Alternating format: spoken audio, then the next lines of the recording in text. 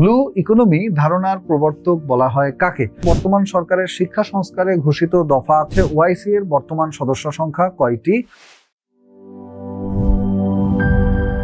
আসসালামু আলাইকুম প্রিয় চাকরি প্রত্যাশী সবাইকে স্বাগত জানাচ্ছি বিদ্যাবাড়ির পক্ষ থেকে। সাথে আছি আমি সাজ্জাদ হোসেন। কেমন আছেন সবাই? আজকে আমরা সাম্প্রতিক আপডেট বা সাম্প্রতিক বুলেটিন এইটার পর্ব 34 নিয়ে কথা বলবো। এইটার মূল টার্গেট বা মূল উদ্দেশ্য কি? মূল উদ্দেশ্য হলো আমাদের সাম্প্রতিক যে চাকরির পরীক্ষাগুলো হচ্ছে, গত 1-2 বছরে দেখা যাচ্ছে চাকরির পরীক্ষাগুলোতে সাম্প্রতিক অংশ থেকে প্রশ্নের ভেরিয়েশন অনেক আলাদা। রিসেন্টলি যত ঘটনা ঘটে যাচ্ছে, এই সকল ঘটনা প্রবাহের মধ্য থেকে হঠাৎ এক একটা ঘটনার মধ্য থেকে আপনাদের পরীক্ষায় প্রশ্ন করা হচ্ছে। এখানে বাংলাদেশ বিষয়গুলি এবং আন্তর্জাতিক বিষয়গুলি দুই বিষয়েরই সাম্প্রতিক সম্পর্কে আপনারা গাইডলাইন পাবেন। রেগুলার প্রত্যেক সপ্তাহের যে আমাদের সাম্প্রতিক বুলেটিন, এটা যদি কোনো শিক্ষার্থী দেখে, সে যদি দেখা যায় 6 মাস পরে কোনো একটা হঠাৎ পরীক্ষা দিচ্ছে, যে কোনো ধরনের সাম্প্রতিক প্রশ্নের উত্তর করা তার জন্য পানির মতো সহজ হয়ে যাবে।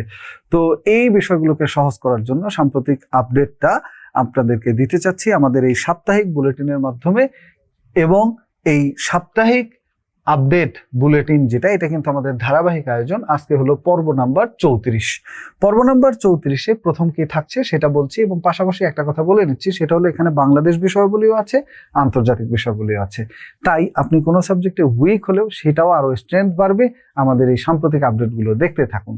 প্রথম প্রশ্ন, বে of Bengal Initiative for Multi Sectoral Technical and Economic cooperation BIMSTEC এর সদর দপ্তর কোথায়?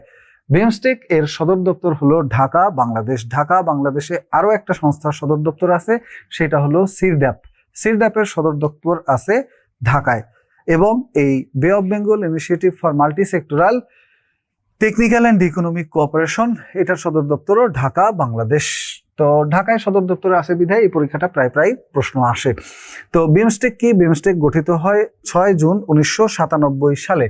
6 জুন 1997 সালে গঠিত হয় বিমস্টেক। এই বিমস্টেক একটি আঞ্চলিক জোট, একটা অঞ্চলকে নিয়ে এটা গঠিত হয়, যার সদর দপ্তর হলো বাংলাদেশের ঢাকায়। বর্তমান সদস্য সংখ্যা 60টি।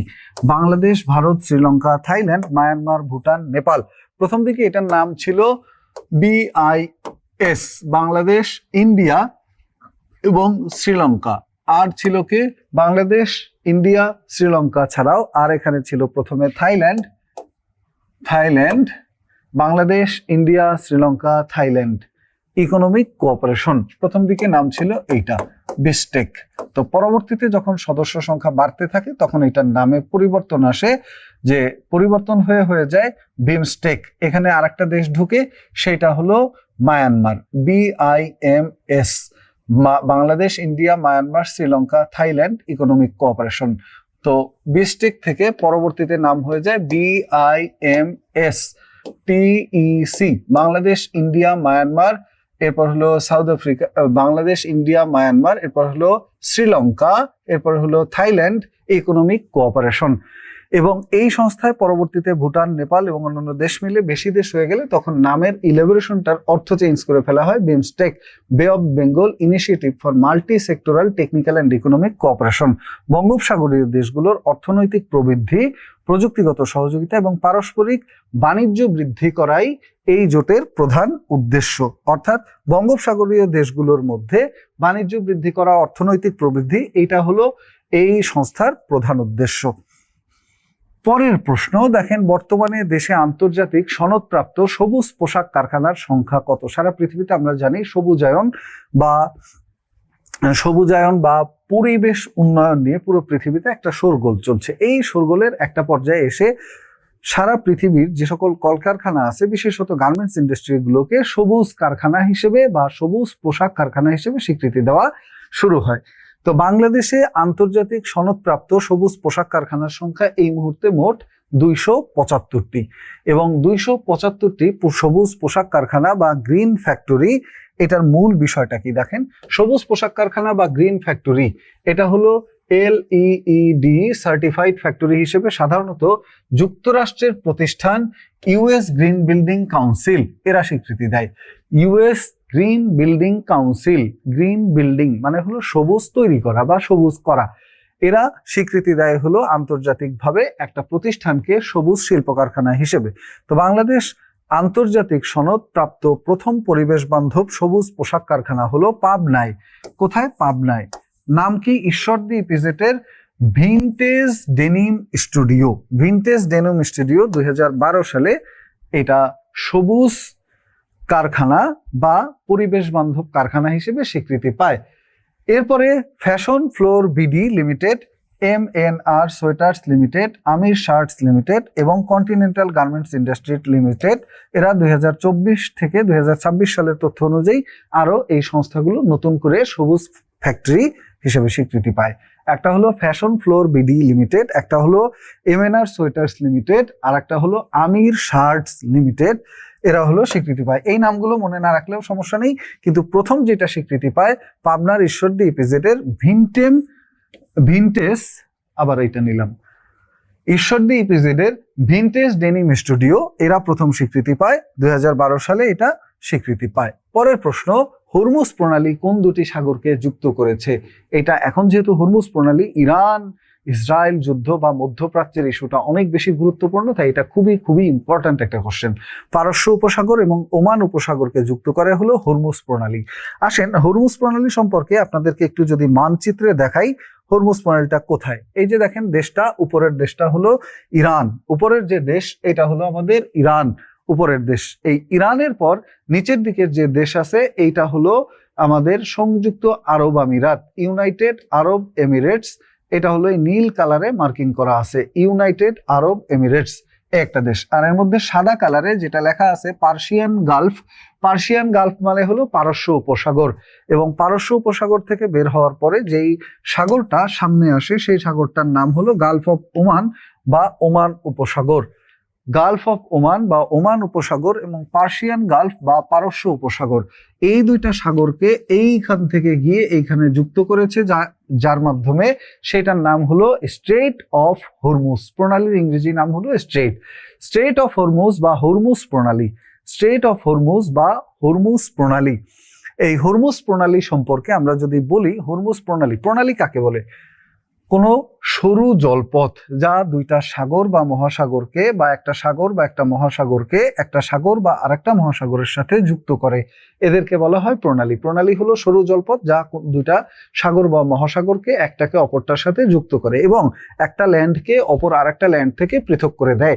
তো এই প্রণালীটার নাম হলো স্ট্রেট অফ হরমুজ বা হরমুজ প্রণালী। যুক্ত করে কাকে কাকে? যুক্ত করে হলো পার্সিয়ান গালফের সাথে গালফ অফ ওমান, ওমান উপসাগর এবং পারস্য উপসাগরকে যুক্ত করে। আর পৃথক করে কাকে?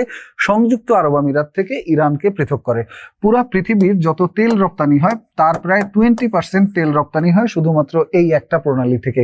কারণ এইখানে যে দেশগুলো আছে দেখেন, বাহরাইন, তারপরে হলো এখানে দেশ আছে কাতার, এর উপরের যে আরেকটা দেশ ছিল এখানে ম্যাপে নাই, সেটা হলো কুয়েত, কাতার, বাহরাইন, এরপরে হলো ওমান, ইয়েমেন, সংযুক্ত আরব আমিরাত, সবার তেলটা এই অঞ্চল দিয়ে বের হয়। যদিও ওমান এই পাশে পড়ছে, ওমান ছাড়া বাকি দেশগুলোর কিন্তু তেল এইখান থেকে বের হয়। 20% তেল রপ্তানি হয় এই স্ট্রেট অফ হরমুজ বা হরমুজ প্রণালী থেকে।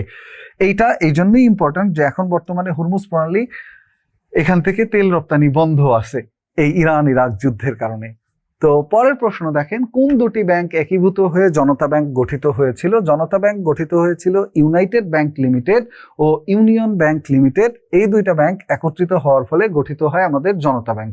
ইউনাইটেড ব্যাংক লিমিটেড প্রথম গঠিত হয়েছিল কত সালে? দেখেন, ইউনাইটেড ব্যাংক লিমিটেড প্রথম গঠিত হয়েছিল সাল 1959-এ এবং ইউনিয়ন ব্যাংক লিমিটেড এটা পাঞ্জাব ভিত্তিক মূলত ব্যাংক ছিল পাকিস্তান আমলে, এবং এই ব্যাংকটা প্রতিষ্ঠিত হয়েছিল ওই সময়। তো এই ইউনিয়ন ব্যাংক লিমিটেড এবং ইউনাইটেড ব্যাংক লিমিটেড দুইটা ব্যাংকের কম্বিনেশন বা দুইটা ব্যাংকের সমন্বয়ে 1972 সালে এসে একীভূত হয়ে গঠন করা হয় জনতা ব্যাংক লিমিটেড। এখন এই জনতা ব্যাংককে বলা হয় Janata Bank PLC, Public Limited Corporation. ব্যাংকগুলোকে প্রত্যেকটা ব্যাংকের সাথে পিএলসি শব্দটা যুক্ত করা হচ্ছে এখন, পিএলসি, পাবলিক লিমিটেড কর্পোরেশন। পরের প্রশ্নের মধ্যে আছে জাতীয় শহীদ সেনা দিবস কবে? জাতীয় শহীদ সেনা দিবস 25 ফেব্রুয়ারি। 2009 সালে যে বিডিআর হত্যাকাণ্ডটা হয়, এই বিডিআর হত্যাকাণ্ডটাকে কেন্দ্র করে, বিডিআর হত্যাকাণ্ড কি? বিডিআরদের যে বাৎসরিক সম্মেলন বা সমাবেশ, এই সমাবেশের মধ্যে উপস্থিত সেনা কর্মকর্তা বা ঊর্ধ্বতন কর্মকর্তাদেরকে বিদ্রোহী বিডিআর জওয়ানরা হত্যা করে। একটা বিদ্রোহী গোষ্ঠী এই হত্যাকাণ্ডটা ঘটায় এবং 2009 সালের এই ঘটনাকে কেন্দ্র করে পরবর্তীতে এই দিবসটা আসে 25 ফেব্রুয়ারি দিবসটা আসে শহীদ সেনা দিবস হিসেবে। এই ঘটনাটা আপনারা কম বেশি সবাই দেখছেন, ওই যে বিডিআর এর ড্রেস এবং এই সেনা কর্মকর্তাদের লাশ, 57 জন সেনা কর্মকর্তা এখানে শহীদ হয়েছিলেন। তো 23 ফেব্রুয়ারি 2025 ঘোষণা দেওয়া হয় 25 ফেব্রুয়ারিকে প্রতি বছর শহীদ সেনা দিবস হিসেবে। এই ঘোষণাটা আসে কবে? 23 ফেব্রুয়ারি 2025 বিবৃতি দিয়ে জানানো হয় যে এখন থেকে প্রতি বছর 25 ফেব্রুয়ারি তারিখকে আমরা উদযাপন করব শহীদ, উদযাপন না বরঞ্চ পালন করা হবে শোক দিবস হিসেবে। উদযাপন তো আনন্দের ক্ষেত্রে হয়, শোকের ক্ষেত্রে হয় পালন করা। শোক পালন করা হবে 25 ফেব্রুয়ারিকে জাতীয় শহীদ সেনা দিবস হিসেবে। বিদ্রোহী বিডিআর সৈন্যরা পিলখানায় বিডিআর সদর দপ্তর দখল করে এবং বিডিআর এর মহাপরিচালক মেজর জেনারেল শাকিল আহমেদ সহ 57 জন ঊর্ধ্বতন সেনা কর্মকর্তা ও 17 জন বেসামরিককে হত্যা করে। তারা এই বেসামরিক লোকদের উপর গুলি চালায়, অনেক অফিসার এবং পরিবারকে জিম্মি করে, স্থাপনা সম্পদ ভাঙচুর করে, এছাড়াও মূল্যবান জিনিসপত্র লুটপাট করে। এই হলো বিডিআর হত্যাকাণ্ডের ঘটনা। পরের প্রশ্ন, বর্তমানে নিযুক্ত বাংলাদেশ ব্যাংকের নতুন গভর্নর মোস্তাকুর রহমান কততম? ভিডিওটা এডিট করার সময় এইটা প্রথমে দিবেন। প্রশ্ন প্রথম যেটা দেওয়া আছে ওইটা সাম্প্রতিক প্রশ্ন হয় না, ওইটা একটা রেগুলার প্রশ্ন। সো এইটা দিয়ে শুরু করলে ভালো হবে, একটু সাম্প্রতিক ভাইব আসবে। এরপরে হুরমুজ প্রণালীটা দিবেন, তারপরে বাকিগুলো সিরিয়াল করে দিয়েন। তো পরের প্রশ্নে চলে যাচ্ছি, বর্তমানে নিযুক্ত বাংলাদেশ ব্যাংকের নতুন গভর্নর মোস্তাকুর রহমান কততম গভর্নর? এই প্রশ্নের উত্তর হলো মোস্তাকুর রহমান গভর্নর হলো 14তম গভর্নর। এর আগে আহসান এইস মনসুর, যাকে আমাদের তত্ত্বাবধায়ক সরকার নিয়োগ দিয়েছিল, উনি ছিলেন 13তম গভর্নর বাংলাদেশ ব্যাংকের। তো মোস্তাকুর রহমান সাহেব উনি বাংলাদেশের 14তম গভর্নর। ওনার পরিচয় সম্পর্কে আমরা একটু দেখব। মোস্তাকুর রহমান 2026 সালের 25 ফেব্রুয়ারি 4 বছর মেয়াদের জন্য গভর্নর হিসেবে নিযুক্ত হলেন। তিনি অর্থনীতিবিদ ডক্টর আহসান এইস মনসুর, যিনি 13তম গভর্নর ছিল, তত্ত্বাবধায়ক সরকার তাকে নিয়োগ দিয়েছিলেন, তার স্থলাভিষিক্ত হন। তিনি একজন বিশিষ্ট পোশাক রপ্তানিকারক এবং হিসাববিদ। এফসিএমএ তিনি হেরা সোয়েটার্স লিমিটেডের ব্যবস্থাপনা পরিচালক। তো এইখানে একটু কথাটা মনে রাখবেন, এই ওনার যে প্রতিষ্ঠান হেরা সোয়েটার্স ফ্যাক্টরি লিমিটেড, এইটা হলো নামটা ইম্পর্ট্যান্ট। যদি দেয় যে বাংলাদেশ ব্যাংকের বর্তমান গভর্নর কোন প্রতিষ্ঠানের প্রধান বা পরিচালক হিসেবে ছিলেন, উত্তর হেরা সোয়েটার্স ফ্যাক্টরি লিমিটেড ব্যবস্থাপনা পরিচালক ছিলেন। এবং বাংলাদেশ ব্যাংকের ইতিহাসে প্রথম ব্যবসায়ী গভর্নর হিসেবে তাকে নিয়োগ দেওয়া হয়েছে। এই হলো ওনার ছবি। পরের প্রশ্নে চলে যাচ্ছি আমরা। দেখেন, স্বল্পোন্নত দেশ বা এলডিসি তালিকা থেকে উত্তরণে কতটি মানদণ্ড প্রয়োজন হয়? উত্তর হলো এলডিসি থেকে উত্তরণে 3টি মানদণ্ড প্রয়োজন হয়। 1 নম্বরে মাথাপিছু মোট জাতীয় আয়, 2 নম্বরে মানব সম্পদ সূচক এবং 3 নম্বরে অর্থনৈতিক ভঙ্গুরতা সূচক। এই 3টা সূচক মানে কেউ যদি সূচক মানের যে নির্ধারিত মান আছে এটা পূরণ করতে পারে, তাহলে তাদেরকে এলডিসি থেকে উত্তরণের সুপারিশ করা হয়। তবে এটা প্রথমবার মান বা সূচক পূরণ করলেই যে উত্তরণ করানো হয় তা না, বরঞ্চ টানা 3 বার একই অবস্থা ধরে রাখতে হয়। 3 বার একই অবস্থা ধরে রাখলে তারপরে উত্তরণের চূড়ান্ত সুপারিশ পাওয়া যায়। বাংলাদেশ প্রথমবার 2018 সালে এই সকল শর্তগুলো পূরণ করে। পরবর্তীতে 2021 সালে আবারও এই শর্তগুলো পূরণ করে। ফলাফল হিসেবে বাকি থাকলো তৃতীয় মেয়াদ, অর্থাৎ 2024 সালে যদি এই শর্তগুলো পূরণ করতে পারে বাংলাদেশ আবারও, তাহলে চূড়ান্তভাবে এলডিসি বা লেস্ট ডেভেলপড কান্ট্রিজ, যাকে বাংলায় বলা হয় স্বল্পোন্নত দেশ, এই কাতার থেকে বাংলাদেশ বেরিয়ে আসার সুযোগ পাবে। এবং স্বল্পোন্নত দেশের তালিকায় বাংলাদেশের নাম প্রথম অন্তর্ভুক্ত করা হয়েছিল 1975 সালে। 75 সালে প্রথম বাংলাদেশ হয় স্বল্পোন্নত দেশ। এখন বর্তমানে পৃথিবীতে স্বল্পোন্নত দেশের সংখ্যা 44টি এবং বাংলাদেশ এই স্বল্পোন্নত দেশের কাতার থেকে বেরিয়ে আসবে এখন ফাইনালি 2026 সালে। 2026 সালের 24 নভেম্বর বাংলাদেশ এলডিসি থেকে উত্তরণের সুপারিশ পাবে চূড়ান্তভাবে। এখানে 3টা সূচক মান পূরণ করতে হয়। একটা হলো মাথাপিছু মোট জাতীয় আয়, এটা 1230 মার্কিন ডলার বা তার থেকে বেশি হতে হয়। তো বাংলাদেশের অবস্থান 1827 ছিল 2018 সালে। এখন বর্তমানে বাংলাদেশের মাথাপিছু জাতীয় আয় 2820 মার্কিন ডলার। সো এটা অনেক আপ করছে, এটা টিকে যাবে বাংলাদেশ। মানব সম্পদ সূচক যেটা, এই সূচক মান থাকতে হয় 66 বা তার বেশি। মানব সম্পদ সূচক মান থাকতে হয় 66 বা তার বেশি। বাংলাদেশের বর্তমান স্কোর হলো 75.33, যা উত্তরণের জন্য পর্যাপ্ত। প্রথমবার যখন বাংলাদেশ এই সূচকে উত্তরণের সুপারিশ পায় তখন এই সূচক মানটা ছিল হলো আপনার 72। এরপরের যে মানটা সেটা হলো অর্থনৈতিক ও পরিবেশগত ভঙ্গুরতা সূচক। অর্থনৈতিক ও পরিবেশগত ভঙ্গুরতা সূচকে বাংলাদেশের সূচক মানে মানদণ্ড আমরা পাই 32 বা তার কম স্কোর থাকতে হয়, অর্থাৎ এই মানদণ্ডটা অর্থনৈতিক ও ভঙ্গুরতা সূচকে যত নিচে হবে তত ভালো। তো 32-এর নিচে থাকতে হয়। বাংলাদেশের ছিল প্রথমবার 25, এরপরে এখন বর্তমানে আছে স্কোর 27.27, যা নির্ধারিত সীমার নিচে, মানে চূড়ান্ত সুপারিশের জন্য বাংলাদেশ যোগ্য। তো এই মানটা ধরে রাখলে ফাইনালি বাংলাদেশ 2024 সালে সুপারিশ পাওয়ার কথা ছিল, কিন্তু যেহেতু করোনার অভিঘাত গেছে, অর্থনীতি একটু দুর্বল হয়ে গেছে, বাংলাদেশ আবেদন করেছিল গ্রেস পিরিয়ডের জন্য, যে এখনই আমাদেরকে উত্তরণ করানোর দরকার নেই, একটু ওয়েট করে আমাদের উত্তরণ করান। তো আমাদেরকে ওয়েট করে উত্তরণ করানো হবে ফাইনালি কবে? 2026 সালে 2 বছরের গ্রেস পিরিয়ড দেওয়া হয়েছে। এবং এই উত্তরণটা হবে কবে? 2026 সালের 24 নভেম্বর। এলডিসি থেকে উত্তরণের সুপারিশ করে মূলত জাতিসংঘের একটা প্রতিষ্ঠান ইকোসক, ইকোনমিক অ্যান্ড সোশ্যাল কাউন্সিল, এর একটা বিশেষ কমিটি, নাম হলো committee for development policy, CDP. এই সিডিপি এর মাধ্যমে এই সুপারিশটা মূলত আসে। এরপরের প্রশ্নে আমরা চলে যাচ্ছি। বর্তমানে টি-20 অলরাউন্ডার র্যাঙ্কিং এর শীর্ষ অবস্থানে রয়েছে কে? এটা একটা চাকরির পরীক্ষা আসছিল 11 থেকে 20 গ্রেডে, যে টি-20 র্যাঙ্কিং বা ওয়ানডে ইন্টারন্যাশনালের র্যাঙ্কিং, এই র্যাঙ্কিং এ কোন দেশ কোন অবস্থানে রয়েছে। বর্তমানে টি-20 অলরাউন্ডার র্যাঙ্কিং এ শীর্ষ স্থানে রয়েছে কে? উত্তর হলো সিকান্দার রাজা। তো টি-20 অলরাউন্ডার র্যাঙ্কিং এটা শুধু লাগবে না, এটার পাশাপাশি আরো লাগবে হলো আমাদের মেন্স ওডিআই বা ওয়ানডে ইন্টারন্যাশনাল র্যাঙ্কিং, ওডিআই বা ওয়ানডে ইন্টারন্যাশনাল র্যাঙ্কিং, আর একটা লাগবে টেস্ট অলরাউন্ডার র্যাঙ্কিং। তো ওডিআই বা ওয়ানডে ইন্টারন্যাশনাল র্যাঙ্কিং এ এখন বর্তমানে পৃথিবীতে 1 নম্বর অবস্থানে আছে অলরাউন্ডার হিসেবে আজমাতুল্লাহ ওমরজাই। আজমাতুল্লাহ ওমরজাই, উনি হলো আফগানিস্তানের প্লেয়ার এবং ওনার ফার্স্ট পজিশন ওডিআই বা ওয়ানডে ইন্টারন্যাশনাল অলরাউন্ডার র্যাঙ্কিং এ। এরপরের যে প্লেয়ার আছে, এরপরের প্লেয়ার হলো টেস্ট অলরাউন্ডার র্যাঙ্কিং এ 1 নম্বর অবস্থানে আছে কে? টেস্ট অলরাউন্ডার র্যাঙ্কিং এ 1 নম্বর অবস্থানে আছে রবীন্দ্র জাদেজা, উনি হলো ভারতীয় প্লেয়ার, উনি বর্তমানে 1 নম্বর অবস্থানে আছেন ব্যাটসম্যান হিসেবে এবং বলার হিসেবে, অর্থাৎ অলরাউন্ডাররা তো ব্যাটিং বোলিং দুইটাই করে। পরের প্রশ্ন, কৃত্রিম বুদ্ধিমত্তার জনক বলা হয় কাকে? উত্তর অ্যালান টুরিং। এআই বা আর্টিফিশিয়াল ইন্টেলিজেন্স বর্তমান পৃথিবীর অন্যতম একটা আলোচিত বিষয়, এআই বা আর্টিফিশিয়াল ইন্টেলিজেন্স। এবং এআই বা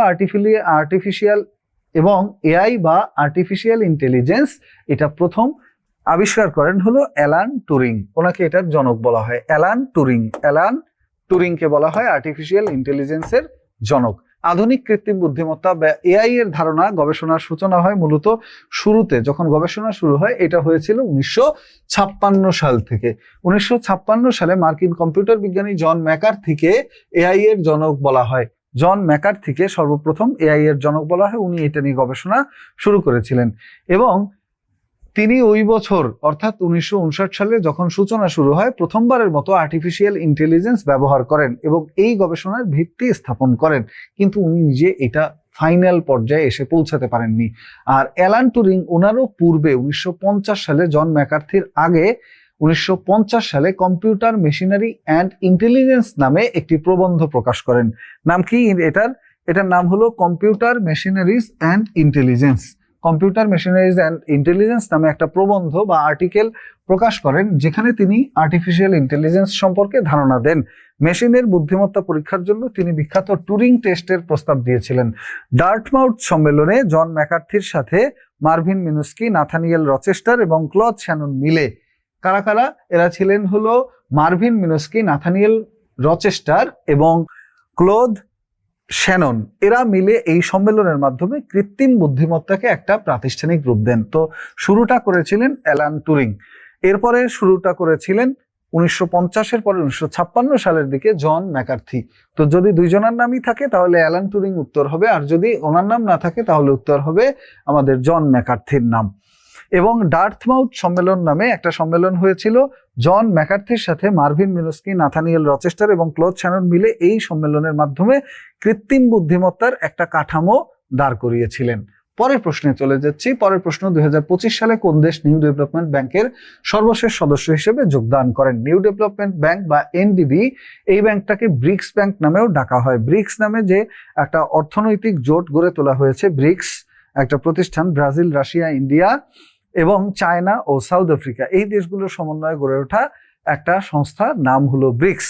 এই ব্রিক্সের পক্ষ থেকে একটা ব্যাংক গঠন করা হয়, সেটার নাম হলো এনডিবি। এনডিবির সদর দপ্তর আছে সাংহাই, চীনে, এবং আমাদের ব্রিক্সের সদর দপ্তর কোথায় সেটা নিয়ে বলবো। ব্রিক্সের সদর দপ্তর আসলে নেই, ব্রিক্সের কোনো সদর দপ্তর নেই। সদর দপ্তর আছে শুধুমাত্র এনডিবির সদর দপ্তর সাংহাই, চায়না। সর্বশেষ সদস্য হিসেবে এখানে যোগদান করে আলজেরিয়া। এখান থেকে আরো যে জিনিসগুলো জানতে হবে, এটা হলো নিউ ডেভেলপমেন্ট ব্যাংক বা এনডিবির ভবনের ছবি। এই নিউ ডেভেলপমেন্ট ব্যাংক প্রতিষ্ঠিত হয়েছিল কবে? উত্তর 2015 সালে নিউ ডেভেলপমেন্ট ব্যাংক প্রতিষ্ঠিত হয়। 2015 সালে নিউ ডেভেলপমেন্ট ব্যাংক গঠিত হয়। 2015 সালের জুলাই মাসে ব্রিক্স দেশগুলোর উদ্যোগে প্রতিষ্ঠিত হয় নিউ ডেভেলপমেন্ট ব্যাংক। এর সদর দপ্তর হলো চীনের সাংহাই শহরে। বর্তমানে এই ব্যাংকের সদস্য সংখ্যা 9। আগে ছিল 8টা, এখন একটা বাড়ছে, সেটা হলো এই আলজেরিয়া। 2025 সালের মে মাসের তথ্য অনুযায়ী এটা বললাম। বাংলাদেশ 16ই সেপ্টেম্বর 2021 নিউ ডেভেলপমেন্ট ব্যাংক বা এনডিবি এর নতুন সদস্য হিসেবে আনুষ্ঠানিকভাবে যোগদান করেছিল। এটা পরীক্ষায় খুবই ইম্পর্ট্যান্ট একটা তথ্য, অবশ্যই ভালোভাবে মনে রাখবেন। ব্লু ইকোনমি ধারণার প্রবর্তক বলা হয় কাকে? ব্লু ইকোনমি শব্দের অর্থ বা এটা দিয়ে বোঝায় সুনীল অর্থনীতি। সুনীল মানে হলো সাগরের পানি নীল। এই সাগরের নীল পানির সাথে রিলেটেড যে অর্থনীতি, অর্থাৎ সাগরে মাছ ধরা যায়, সাগরে জাহাজ চালানো যায়, সাগরে পর্যটনের জন্য যাওয়া যায়, সাগরে লবণ উত্তোলন করা যায়, সাগরে শৈবাল চাষ করা যায়, সাগর থেকে ওষুধের যে প্রয়োজনীয় উপকরণ সেগুলো সংগ্রহ করা হয়, সাগরের মধ্যে তেল গ্যাস উত্তোলন করা যায়। অর্থাৎ সাগরের সাথে রিলেটেড যে অর্থনৈতিক কর্মকাণ্ডগুলো, এই দুইটার সংমিশ্রণে তৈরি হয় ব্লু ইকোনমি বা সমুদ্র অর্থনীতি বা সুনীল অর্থনীতি। এইটা প্রথম প্রবর্তন করেন এই ধারণাটা যিনি, ওনার নাম হলো অধ্যাপক গুন্টার পাউলি। অধ্যাপক গুন্টার পাউলি সর্বপ্রথম 2012 সালে একটা ধারণা দেন এই বিষয়ে। এটার প্রথম ধারণাটা আসে 2010 সালে। আসেন ঘটনাটা বলি। ব্লু ইকোনমি যেটা আছে, এই ব্লু ইকোনমি বা সুনীল অর্থনীতির ধারণাটি আনুষ্ঠানিকভাবে প্রথম উচ্চারণ হয়েছিল 1994 সালে বেলজিয়ামের অধ্যাপক গুন্টার পাউলি ওনার হাত ধরে। বেলজিয়ামের অধ্যাপক গুন্টার পাউলির হাত ধরে সুনীল অর্থনীতি বা ব্লু ইকোনমি ধারণাটি প্রথম সামনে আসে 1994 সালে। এটি মূলত 2010 সালে তার প্রকাশিত বইয়ের মাধ্যমে জনসম্মুখে প্রকাশিত হয়। 2010 সালে তার প্রকাশিত বই the blue economy 10 years 100 innovations and 1000 million jobs. 1000 million jobs, অর্থাৎ উনি দেখাতে চেয়েছিলেন যে এই যে ব্লু ইকোনমি বা সমুদ্র অর্থনীতির উপরে কোনো দেশ যদি ফোকাস করে, সেই দেশটা খুব দ্রুত এগিয়ে যাবে। এবং 10 বছরে একটা দেশ এগিয়ে যাওয়ার ক্ষেত্রে উনি বলেছেন যে 100-র বেশি ইনোভেশন বা নতুন আবিষ্কার সম্পর্কে জানা যাবে। এছাড়াও 1000 মিলিয়ন, 1 মিলিয়নে হলো 10 লাখ, তাহলে 1000 মিলিয়নে হয় কত লাখ? 1000 মিলিয়নে কত লাখ হয়? 1000 মিলিয়নে হয় আপনার 10,000 লাখ। 10,000 লাখে হয় কত? 10,000 লাখে হয় আপনার 100 লাখে হয় 1 কোটি। তো 1000 লাখে হবে 10 কোটি, 10,000 লাখে হবে 100 কোটি। 100 কোটি মানুষের কর্মসংস্থান হওয়ার সুযোগ আছে সামনের দিনে। কোথায়? এই সমুদ্র অর্থনীতির সাথে। সো 2012 সালের Rio+20 এই সম্মেলনেও ব্লু ইকোনমির বিষয়টি তুলে ধরা হয় যে এটা ঠিকঠাক ভাবে কাজে লাগালে ভবিষ্যতে আমাদের যে টেকসই উন্নয়ন বা সাস্টেইনেবল ডেভেলপমেন্ট, এটা আরো সহজ হয়ে যাবে। ব্লু ইকোনমির উপাদান হিসেবে আমরা যেগুলো বললাম, মৎস্য একুয়াকালচার, মেরিন এনার্জি বা নবায়নযোগ্য জ্বালানি যেটা সমুদ্রের স্রোত থেকে নেওয়া যেতে পারে, পরিবহন এবং বন্দর খাত, পর্যটন খাত, খনিজ সম্পদের খাত, সামুদ্রিক বাস্তুতন্ত্র সংরক্ষণ, গবেষণা খাত, এছাড়াও খনিজ সম্পদ আহরণ। এর বাইরে আছে আমাদের খনিজ সম্পদ আহরণ ছাড়াও লবণ চাষ, শৈবাল চাষ, এই সকল বিষয় সম্পর্কিত ব্লু ইকোনমির সাথে। সো উনি এটা সম্পর্কে বেসিক ধারণাটা প্রথম জনসম্মুখে প্রকাশ করেছিলেন 2010 সালে। ব্লু ইকোনমির ধারণা সর্বপ্রথম মানুষের সামনে আসে কোন গ্রন্থের মাধ্যমে? The blue economy 10 years 100 innovations and 1000 million jobs, এটার মাধ্যমে। পাকিস্তান ও আফগানিস্তানের মধ্যে বিরোধপূর্ণ সীমান্তের নাম কি? উত্তর পাকিস্তান ও আফগানিস্তানের মধ্যে বিরোধপূর্ণ সীমান্তের নাম হলো ডুরাল্ড লাইন। এই ডুরাল্ড লাইনটা যখন আপনার ব্রিটিশরা এখান থেকে চলে গেছিল, ব্রিটিশরা যাওয়ার আগে আফগানিস্তান স্বাধীন হয়েছিল ব্রিটিশরা থাকাকালীন সময়ে, তখন পাকিস্তান ও আফগানিস্তানের যে সীমানাটা, এই বর্ডারটা ডুরাল্ড লাইন নামে ওরা নির্ধারণ করে দিয়ে গিয়েছিল। রিসেন্টলি পাকিস্তান ও আফগানিস্তানের মধ্যে যুদ্ধ হচ্ছে, তাই এই লাইনটা আবার আলোচিত, এটা একটু ভালো করে মাথায় রাখবেন। লাইনটা কোথায় আছে আমি একটু দেখিয়ে দিচ্ছি। লাইনটা হলো এই যে আফগানিস্তানের সীমানা এবং আমাদের পাকিস্তানের সীমানা, এই হলো পাকিস্তান, এই হলো আফগানিস্তান, দুইটা দেশের মাঝখানে সীমানা নির্ধারণী যে লাইন, এই লাইনটাকে বলা হয় আমাদের ডুরাল্ড লাইন, সীমানা নির্ধারণী যে লাইন, এই লাইনটাকে বলা হয় ডুরাল্ড লাইন। এই ডুরাল্ড লাইন পাকিস্তান ও আফগানিস্তানকে পৃথক করেছে। পরবর্তী প্রশ্ন, সম্প্রতি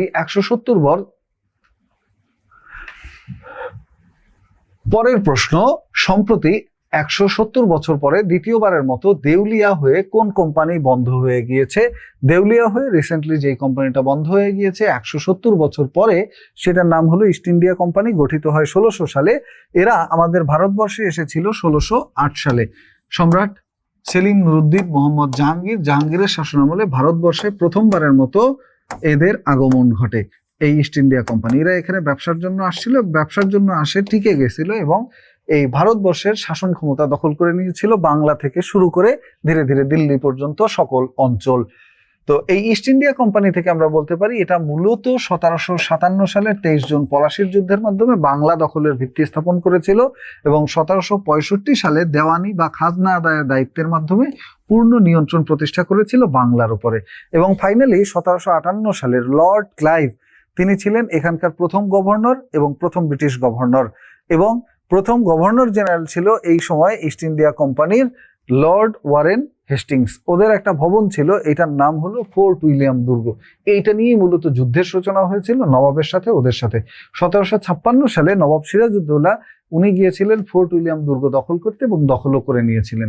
এই দুর্গ দখলের পরে ইংরেজদের সাথে বা ইস্ট ইন্ডিয়া কোম্পানির সাথে নবাবের সাথে বিরোধ হয়, যেটা পলাশির যুদ্ধের সূচনা ঘটায়। পরের প্রশ্ন, বর্তমান সরকারের শিক্ষা সংস্কারে ঘোষিত দফা কতটি?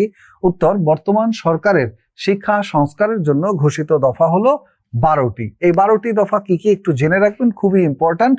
বর্তমান সরকারের শিক্ষা সংস্কারে ঘোষিত দফাসমূহের মধ্যে আছে বাজেট বৃদ্ধি শিক্ষার জন্য, 3 বছরের আর্থিক পরিকল্পনা, প্রকল্প বাস্তবায়নে মাইলফলক পদ্ধতি, কারিগরি শিক্ষাকে বাধ্যতামূলক করা, তৃতীয় ভাষা শিক্ষা, 1 টিচার 1 ট্যাব, প্রত্যেক টিচারের জন্য একটা ট্যাবের ব্যবস্থা করা, এবং পাশাপাশি আছে পরীক্ষা ও মূল্যায়ন ব্যবস্থায় সংস্কার নিয়ে আসা, স্বচ্ছ বদলি ব্যবস্থা বিশেষ করে শিক্ষকদের জন্য, গবেষণার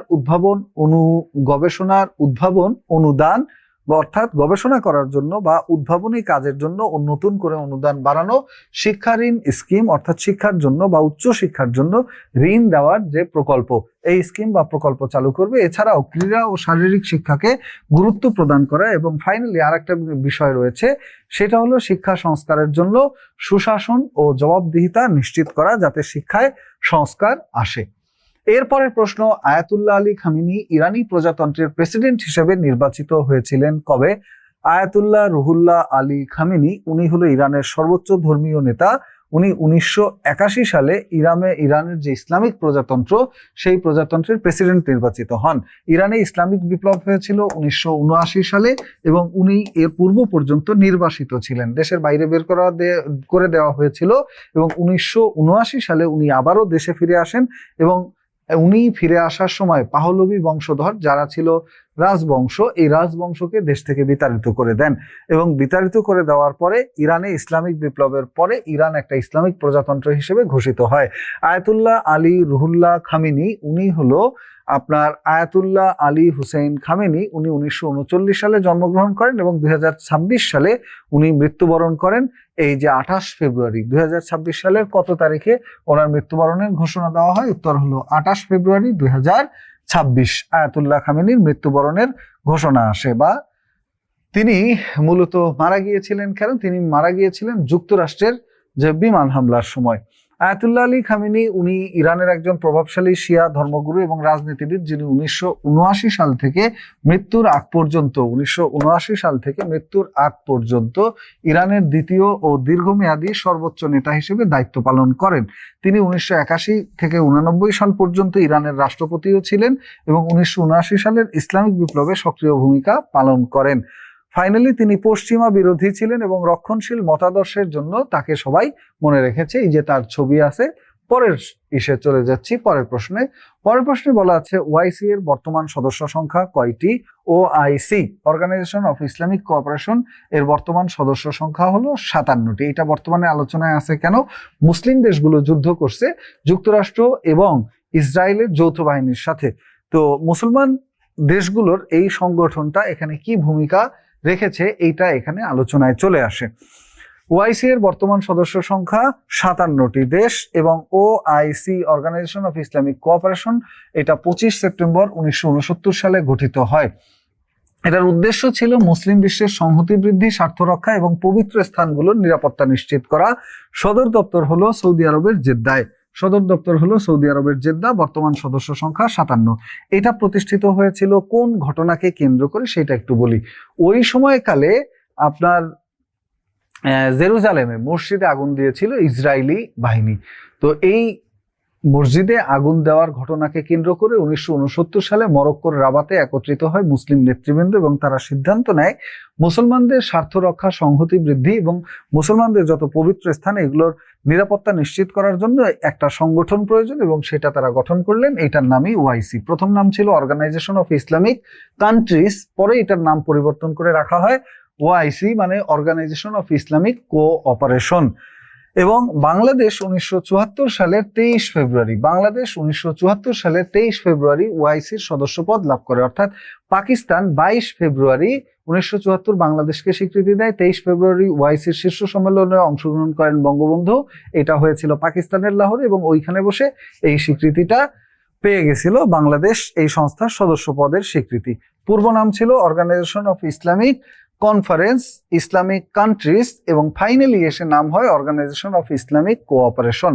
পরের যে প্রশ্ন, এনডিবি এর সদর দপ্তর কোথায়? সাংহাই, চীন। এটা আমরা বলেছিলাম এটাকে ব্রিক্স ব্যাংক নামেও ডাকা হয়। এরকম আরো চমৎকার চমৎকার তথ্য পেতে আমাদের ইউটিউব চ্যানেলটা আপনি সাবস্ক্রাইব করে রাখতে পারেন অথবা আমাদের যে ফেসবুক পেজটা আপনি ফলো দিয়ে রাখতে পারেন। এর বাইরে আমাদের যে ওয়েবসাইট www.bidyabari.com এটার সাথে কানেক্টেড থাকলে আপনি আরো অনেক বিষয় সম্পর্কে আপডেটেড থাকতে পারবেন। এর বাইরে একটা গুরুত্বপূর্ণ বিষয় হলো সরকারি চাকরির প্রস্তুতি আপনারা যারা নিচ্ছেন, সরকারি চাকরির যতগুলো ধরন আছে অর্থাৎ আমাদের বিসিএস, ব্যাংক, প্রাইমারি, নিবন্ধন, 11 থেকে 20তম গ্রেডের পরীক্ষা, নার্সিং এবং অন্যান্য সরকারি চাকরির প্রস্তুতির জন্য বিদ্যাবাড়ি হতে পারে আপনার সেরা প্রস্তুতির একটি নির্ভরযোগ্য প্রতিষ্ঠান। তাই আমাদের সংক্রান্ত যে কোনো তথ্য বা সরকারি চাকরির প্রস্তুতি সংক্রান্ত যে কোনো তথ্য জানতে আমাদের হটলাইন নাম্বারটা আপনি সেভ করে রাখতে পারেন অথবা যে কোনো সময় যোগাযোগ করতে পারেন আমাদের সাথে এই নাম্বারে 09644433300। এই নাম্বারটা একটা হটলাইন নাম্বার, আপনি দিনরাত 24 ঘন্টা এই নাম্বারে কল করলে যে কোনো তথ্য জানতে পারবেন। আমাদের ওয়েবসাইটটি ভিজিট করতে ভুলবেন না, www.bidyabari.com। আমাদের ইউটিউব চ্যানেল বিদ্যাবাড়ি লিখে সার্চ দিলে ইউটিউব পেয়ে যাবেন। আমাদের ফেসবুক পেজ বিদ্যাবাড়ি, এটা ফলো করে রাখতে পারেন। এর বাইরে আমাদের যে অ্যাপস গুগল প্লে স্টোরে পেয়ে যাবেন বিদ্যাবাড়ি অ্যাপস, সেখানেও আপনি অনেক কিছু জানতে পারবেন। ধন্যবাদ সাথে থাকার জন্য। দেখা হবে অন্য কোনো সময় অন্য কোনো লাইভে। সেই পর্যন্ত শুভকামনা রইল। আল্লাহ হাফেজ।